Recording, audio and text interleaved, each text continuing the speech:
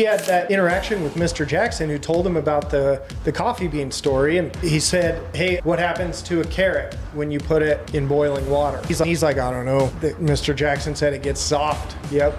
And then what happens to a coffee bean? And he was like, I don't know. He said it changes the environment around the coffee bean into coffee. Mm-hmm. And so he said, when you get into prison, you be the coffee bean and you change the environment around you. To be a coffee bean, it all starts internally. Don't let the external change you. You be the light that changes the external.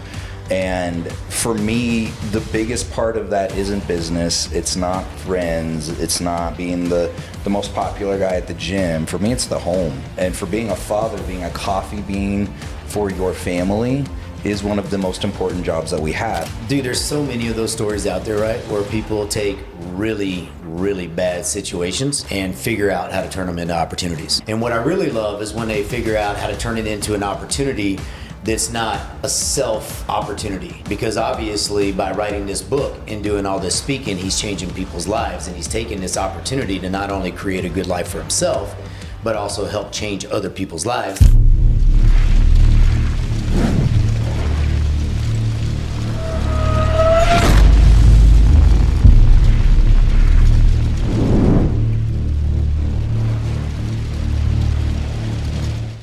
Hey, what's up, guys? Welcome back to Burn the Ships, this podcast with these two gentlemen I love so much. There's no turning back now. Today we have an awesome book we want to recommend to you guys. It's a book called The Coffee Bean by one of the coolest, most amazing stories you'll ever come by, a gentleman named Damon West. Before we get into the book, how are you guys doing? Doing good. Awesome. You guys doing good? Yeah. Are we having fun with this? I got the energy today, man. We're gonna bring it. We brewed extra coffee beans this morning, so we're all on fire a little bit. So Damon West, had the great opportunity of seeing him speak this last year at an event downtown in Denver called Impact 23. And this guy's story, as amazing as his book is, his personal life story honestly blows it out of the water to me. So he grew up in Texas. Texas is football, and he was an incredible football player. Ended up going to play, I'm pretty sure it was D1 ball, but he ended up taking an extremely dark path. Ended up getting addicted to meth, ended up in a really, really bad situation where he and a couple of his meth head buddies set up a crime ring where they were breaking and entering into and looting high-end homes in the Dallas area. And it went on for a couple of years, and he literally hit like 80, 100 homes. And he tells the story where he's sitting on the couch one afternoon with another meth head, because that's what he was. Right. Yeah. I think he was a dealer at that point, too. He was in a bad place. Right. Goes from D1 football, amazing family growing up, to just the absolute worst place you could be. And he said he looked at his buddy, and he's like, I'm going to prison. Because his partner had been picked up 10 days prior, and he was just waiting. He knew the Dallas PD was just putting the screws to him, give me your accomplices, or we're going to throw you in the hole forever. So he tells the story where he's smoking a meth pipe, and he tells his buddy that, and before he can even pass the pipe again, he hears glass shatter, flashbang, lands on the floor, goes off. He ends up with an AR-15 in his face. He ends up going to prison. He goes to prison. And in prison, he meets one of the guys in the story. He actually met this man in real life, Abe. And he was a small town white boy, ended up in one of the hardest prisons in Texas. And that could go one really, really bad way. And he ended up being the coffee bean of that prison and getting out super early. And now he's built this amazing life. He's spoke in front of college football teams. Dabo Sweeney, head coach of the Clemson Tigers, is now one of his best friends. He speaks to his team almost every year. He's doing speaking tours. He has this book. So as amazing as his book was and is, and like I said, I had read it before I even saw him, his story, when I was sitting there with Rachel, your beautiful wife took me. Yeah. I think you were out of town, so you had an extra ticket. Yeah, I was supposed to go. I was on a golf trip. Yep. Yeah, so I took your ticket. And I was sitting there as a 35-year-old man with my life together. But to think this man was in prison, and now I'm sitting in this seat listening to him while he's doing a national speaking tour and has a New York Times bestseller, like, holy crap, what this guy has overcome to be what he is. What excuse have I got? Right. the coffee bean, we'll get into what the book is, but hearing his story and seeing him on stage. So like I said, he's a firecracker. He's a great speaker, wrote a great book and built a great life. And he has to check in with his parole officer every time he has to go to a speech outside of the state of Texas. Yeah. So the fact that he can do that with his life, I ain't got any excuses.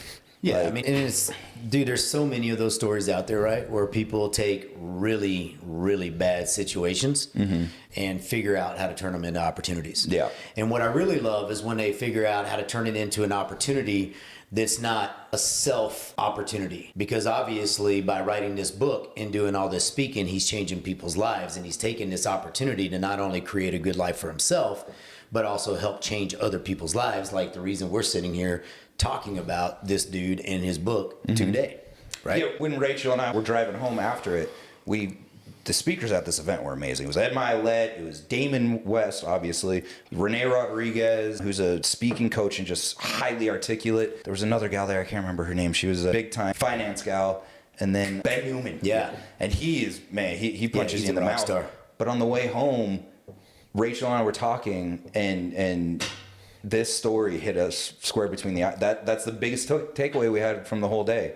So, Damon, if you ever see this, come and hang out with us if you're in Denver, man. Yeah, she came back. She was so excited about that guy. I bought the book. When she came back, she bought a bunch of books. And I grabbed one and took it on the airplane with us when we were going to Scottsdale like a week later or whatever. And I mean, it's a quick, easy read. I mean, it took me like 40 minutes to read the book on the airplane. And I was like, holy crap, it's one of the best little books I've ever read. Yeah. And real quick on the shout out of that Impact 23.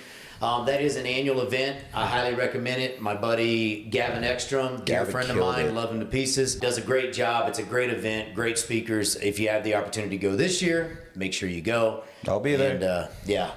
Hey, so one minor change to the story of Damon that is kind of a big deal. Before he went to prison, he met Mr. Jackson. It was before. So when he was sentenced to 65 years in prison, which essentially is life in prison. Life in prison. His mom was in tears. Like, he could hear her gasp in the courtroom as soon as the judge gave that sentence. She's like, what the heck? So after he was given that sentence, he went and talked to his mom, and his mom was like, hey, we've given you every opportunity in life.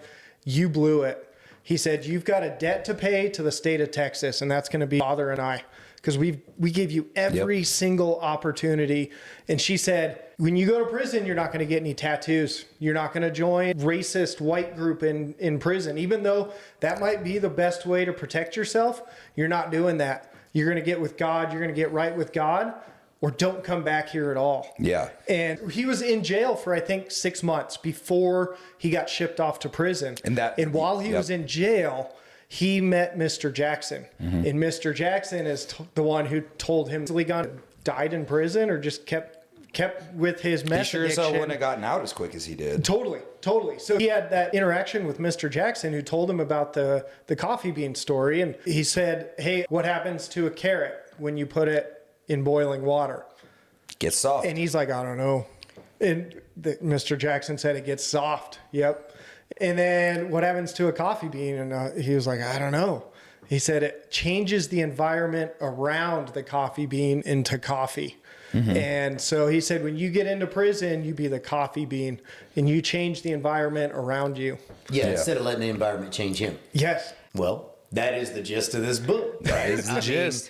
You know, there's those three types of people that you can be, right? And so you can be the person that life gets difficult, the environment's difficult, the situation's difficult, whatever it is. You know, last year for us, real estate, difficult. Interest rates hit 8.5, difficult to do business and make money.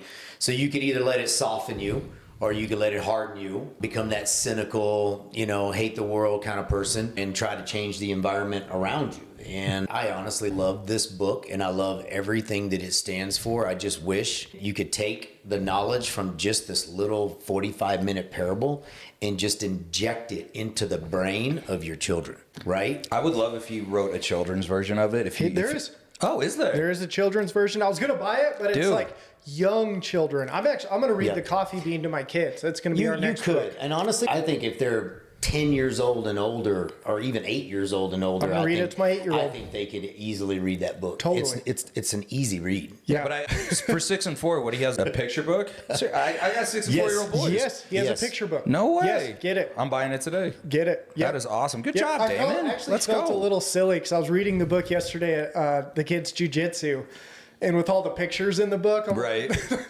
I'm sure the lady next to me is like, "Are you reading a kid's book? What are you doing?" So the parable is about a kid, Abraham, that, Abraham it sounds like he's a star athlete, Good smart family. kid, family, and obviously I think this was Damon, probably, right? Smart kid, great athlete, strict parents expecting a lot out of you. I mean, like high expectation. This kid, he meets one of his teachers, actually can see the distress. I mean, I think at this point he was probably turning more into the carrot. He was getting soft. He was getting depressed. I think I remember something. I read this book a while ago, but I kind of read a summary last night. But I think it was social media in the book. The kid, the Abraham, he's into social media and the killing by comparison, right? Like looking at all these other people and their lives and how great it was and all the highlight reels, and it just sent him down this kind of dark, depressed hole, right? Yep. And then that's when the teacher kicked in and started teaching him about the coffee bean. Mr. Yep. Jackson. Yeah, Mr. Jackson, right? Yep. Science teacher, something like that. Chemistry Yep. teacher. Yep. Yeah. We don't want to give away the entire book, but that changes his life, and he obviously ends up becoming a coffee bean. But the cool thing about this is, like you said, it's a parable.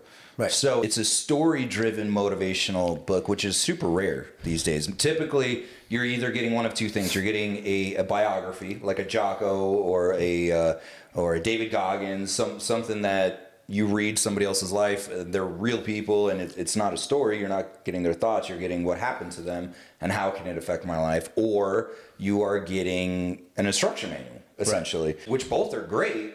But what I really loved about this one is that it felt almost like a long Bible story, where it's a very uplifting, motivational, bring it to my life book, but it wasn't an instruction manual. It makes it super easy to read. It makes it engaging. And like you said, it's only like a 45, maybe an hour long read. Yeah. What I really liked about the book or the parable too is towards the, I don't want to give it away, I guess. Just give it away, man. That's Okay, what give it away. okay. That's the thing. Like We're giving it away. we're here doing kind of like a book report, right? Yeah, Or yeah. a little conversation about the book. If somebody wants to grab it, I promise you it's a 45-minute read. It's easy. And It's I'm not, worth it. and I am not like, this great, I read you're a not ton a of speed books. reader? Yeah, no, I'm a Louisiana boy, if that says anything. And I don't even mean anything for all my Louisiana people that are much smarter than me. But, I'm an audiobook guy, but I read it literally in like 45 minutes. It's an easy read. But give it yeah, away then. let's spoil it, Send it. man. Yeah, so Spoil it. towards the end of the parable, Abe goes through most of his life teaching people about the coffee bean, but then he comes under stress and he's got a new family and he's trying to take care of them, and he totally forgets about the coffee bean and goes in this other direction. So I liked that because it just wasn't a book where everything is perfect. Once he learned this lesson, everything was perfect from then on out. Like, he needed a reminder himself to become the coffee bean. Yeah. And I love that because we always need that reminder. Like, sometimes we go down, like last year you were talking about was a pretty rough year. And there was a part during the year where I started going down the wrong path and started getting depressed and drinking a little bit. And I was like, man, I got to change this. I can't let everything on the outside change me. And that flip switched.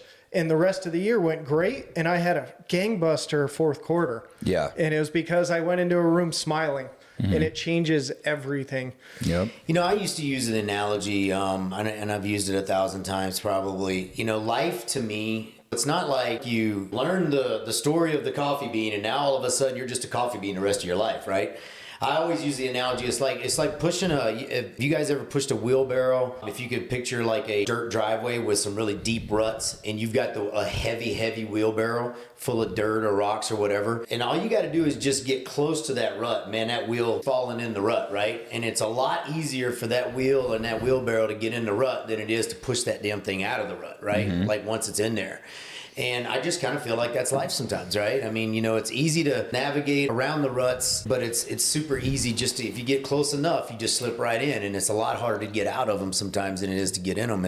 And I think that's what he went through in the story. And what was so great about it is it's life. It's up and down. and it's just the way it is. Yeah, And and we all become the different things at some point. I can think of times in my life where, admittedly, I was the carrot. The one that stands out to me is when I went to play college football. I was really, really overwhelmed by seeing these guys 4 year my senior who were squatting 700 pounds, and my best buddy down there, his name was Jabari Watkins. He was out of Washington. He was a 6'6", 330-pound gentleman who could still run like a 4.7. He had hands bigger than my head. He ended up being the starting left tackle. The guy was a monster. You know, time I was 300 and I was strong, good shape, but he was towering over me, and I could definitely. It was intimidating, and I felt myself soften a little bit. Got in the gym and hardened a little bit, and then I can think of a time where I've become an egg, where I had a couple bad relationships in a row, and it didn't harden me to the world, but it hardened me to women, and I had no want to or energy to go search out other women because I had been stepped on a couple of times in a row, and I absolutely became a hard-boiled egg towards the dating game, and of course. Like literally like that month is when I met my wife. So she turned me into a coffee bean for that. But we all go through times where we become those, or with real estate. Man, with real estate, you see people become hard-boiled eggs or become carrots and just get out of the business. But the people who stick in the business for a long time and allow the stress and difficulty of this business, the ones who leave are carrots, the ones who stay are hard-boiled eggs, and they just become jerks. There's a lot cynical, of those. and I don't know how they get the business they do. But there are a lot of coffee beans in real estate, which is great because entrepreneurs, I think, have to be coffee beans. But there are a lot of hard-boiled eggs in our business world, too, and they stink. and I feel like it depends on what the emotion is, right? What turns you into it. As you're sitting there talking, I'm sitting there thinking hard-boiled egg, bad relationships, anger, insecurity, self-doubt, soft, carrot, all that stuff. And it's funny how the different tie to the emotion is going to determine which one of those you kind of become, whether it's the carrot or the egg. I don't think either one of them is good. I think that if I had to choose, I'd rather be the egg than the carrot. But who wants to be that hard, cynical, negative? I mean, because I don't know about you guys, but I mean, I have those people in my life where everything in life is just, somebody's always out to get you. It's never what it seems to be. There's always just that humdrum negative. Victim's mentality. Yeah, it's never my fault. The world's always out to get me. Yeah. That's society in general right now. I think so. that's kind of what our world has turned people into. Yeah, this book should be required reading in high school. I think high schoolers specifically, because it's about a high school kid, it does have the social media element, which social media terrifies me for my kids. Social media has always been a pretty positive thing for me, for business, for communicating with you guys and stuff, but we didn't have social media when we were in high school. And, you get bullied on the playground, that's one thing. But when it follows you home into your bedroom and is always in your pocket, that genuinely scares me. Forever. Yeah, for kids, it's the devil. For having kids read this in high school, I don't know why high schools don't push more positive reading material, They just don't. I mean, I don't think that the care is there like it used to be. But the reality of it is, too, I mean, the kids don't want it. And they want that immediate, sit there, let's just scroll through TikToks and whatnot. And I think that the worst part of social media and where that depression and stuff kicks in is that comparison factor. I mean, let's face it, how many times have you opened up your Facebook or your Instagram and you're flipping through and you see this realtor doing this cool video and this realtor posting this award, and there's that little piece and you're like, well, I'm not doing that, and wow, I didn't that much volume last month, and you just start comparing yourself. And in church last year in Red Rocks, they had one of the series was called, Killing Comparison or something like that. I mean, it's a real deal. And I struggle with it. I know you guys probably struggle with it. I'll see my good buddy Gavin that I talked about, and he's doing all these cool videos, and he's doing Impact 23 and doing all this cool stuff. And I'll be a piece of me going, damn, man, I mean, he's just getting after it. But it's not that I am comparing myself to him, but it's just like, am I doing enough? Am I doing what God put me on this earth to do? Am I being my best self? Am I even scratching the surface of what he expects out of me? No. Well, you're comparing yourself to his highlight reel, which is the tricky part, because he's not going to put his lowlights on there and his struggle. I mean, some people put those on there. But by the way, Gavin, I don't think you have any struggles, brother. You're perfect in my eyes.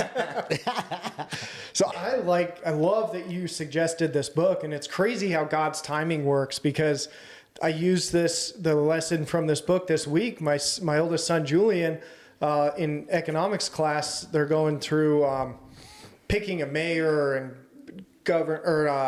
managers and all this stuff. And Julian he's kind of a nervous, like shy kid. But he's like, yeah, I'm going to go for it. So we were working on his speech together. And as a shy kid, like doing a speech in front of 45 other kids, like he was scared to death.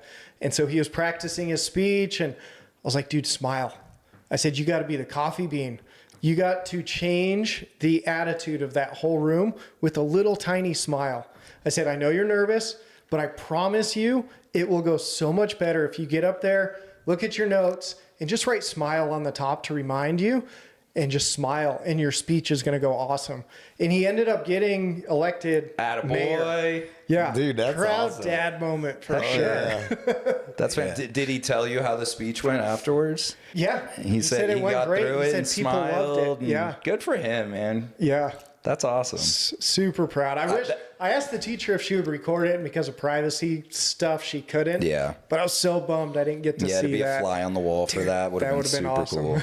So let's dive into the true meaning of being the coffee bean and get a little more granular in that conversation. I mean, for you, Chad, when you think, be the coffee bean, dig a little bit deeper into what that means. So, people that are listening to this can really go, wow, this is truly what this means. And I guarantee you, anybody that listens to this is probably going through some sort of environment or situation in their life today as they're watching this that they can go, yeah, this is what I need to do today. Well, first of all, I think that you might be the biggest coffee bean that I know, genuinely. Chris, you're probably a close second. Dane's probably a close eighth. Love you, buddy. To be a coffee bean, it all starts internally. Don't let the external change you. You be the light that changes the external. And for me, the biggest part of that isn't business. It's not friends. It's not being the most popular guy at the gym. For me, it's the home. And for being a father, being a coffee bean for your family is one of the most important jobs that we have. If you guys haven't hit our other videos, was fatherhood. It was the random fire that I said to you guys. And I said one of my biggest struggles, it's funny that, you just touched on timing. I said my biggest struggle as a father was sometimes bringing home work stress. And shortening my fuse with my kids. And then I went back and I went through this book again and I was like, damn it, I haven't been the coffee bean for my family sometimes. And that isn't an all the time thing. I don't always bring it home. But being the guy who sets the emotional standard, sets the tone of the home, it's 100% the father. All due respect to all moms out there, but I believe it starts with the father, as does our entire life. It starts with the father. So being the coffee bean in your house, I can promise any father who's struggling at home, if they don't feel like they have the respect to their wife, if stuff's going bad there, or if their kids are acting up more recently, or if they're spending more time sitting in front of an iPad, or fill in the blank, take a look at the mirror. Are you being an egg to your family? Are you being emotionally closed? Are you being angry? Are you being soft and not caring what your kids are doing? Are you sitting there on your phone ignoring them? Because to me, that's a soft father. Either of those are horrible for a father to be. If you're a coffee bean for your family, though, it's going to help your relationship with your wife. It's going to help your relationship with your kids. And it's going to start them in a place when they go out to their day that they get to be the coffee bean for the people around them. So on a very granular level, being a coffee bean in your home is where it should start. I would have to agree with that 100% because I do know that if I'm in a good mood, usually the kids are in a good mood, usually the wife is in a good mood. If I'm in a bad mood, it affects everybody in the house. I can honestly say that I'm not in a bad mood that often, and I feel really guilty actually when I am in a bad mood. I have to remind myself, dude, it's okay to not be in a great mood all the time. But like, for example, I could be in a good mood, and if Rachel's in a bad mood, it might affect my mood a little bit, but I don't feel like it really affects the kids as much as if I'm in a bad mood. If Dad's not happy and energetic and all that, I feel like it 100% just bleeds into everybody else. I know it does with my relationship with Rachel for sure. Like if I'm off, she's off. period. And if she's off, I'm somewhat off, but I can usually get in my head and turn it around. But I also believe that you have to bring that into the world too. I think that if you have an office and you're one of those people that goes into the office, bring that positive energy, bring that culture of, we're going to get it done, that positive energy. Let's have a great day. Just that we're going to get it done. We're going to get it done at a super high level. I think that you can bring that into your friendships, into your life and everything else. I think that you can easily encourage and influence everything around you by being that being. So yeah, I think you're 100% right. When I get home from work and Kendra's had a long day with the baby, like me walking into the room smiling versus me walking into the room with my stresses from the day changes the complete evening, whether we're going to have a fun family night together or whether it's just going to be everybody goes off in their own rooms and does their own thing, which we never want. But yeah, I bring it out into the world as much as I can. Yesterday at the kids' jiu-jitsu, I walked into the class and I just had a smile on my face, and the lady next to me kind of picked up on it, even though everybody else in there is just on their phone. Like nobody's talking to each other. And so it gave me the opportunity to talk to that lady. And I wouldn't have had that if I didn't smile when I walked into the room. And it gave me the opportunity, going back to the business side of things, to tell her what I did for a living. And if I wasn't smiling when I walked into that room and I just had my phone in my face like everybody else, I wouldn't have had that opportunity. Yeah. So let's wrap this up, guys. I mean, what's your last thoughts, Chris?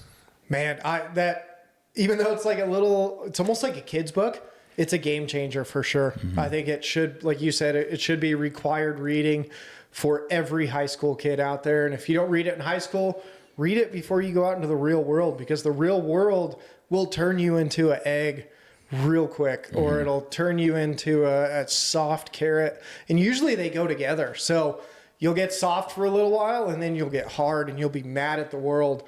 And it's a cycle. And just change the environment around you.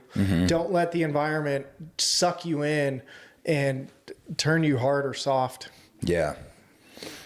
For me, Mr. West, I'm talking to you right now. It was if by some miracle you see this one day, it was an honor to hear you speak. Your story was so wildly impressive to me and life-changing for me. Throw a comment down there and just say you saw this. That would make my week. But seriously, guys, even if you're not a big reader, jump on YouTube and watch a couple of reviews and cut the rundown of the book, because this is something that can stick with people. And today's society, being a positive and going into election season and all the negativity you're going to get on Facebook, and you support this guy, not that guy. And we're probably going into an emotionally tumultuous time in our country. Yeah. Be the coffee bean.